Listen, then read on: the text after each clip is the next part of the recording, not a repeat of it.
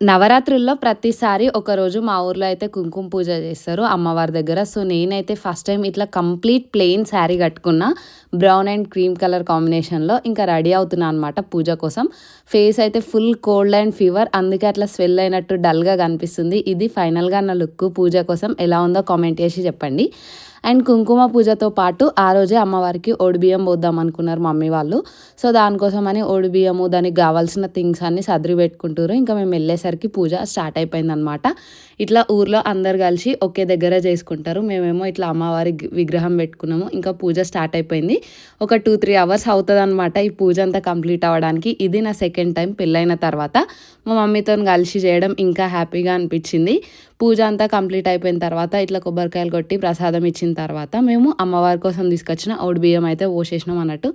ఇట్లా అమ్మవారికి అయితే మంచిగా ఎవ్రీ ఇయర్ పూజలు చేసుకుంటాం. ఈ రోజుతోని నవరాత్రులు అండ్ ఈ ఇయర్ 10 డేస్ వచ్చినాయి అన్నారు కదా, అది కూడా కంప్లీట్ అయిపోయింది. సో, ఇంకా నెక్స్ట్ దసరా అండ్ ఇట్లాంటి వీడియోస్ కోసం నా ఛానల్ ఫస్ట్ టైం చూస్తున్నట్లయితే సబ్స్క్రైబ్ చేసుకోండి. Thank you so much for watching.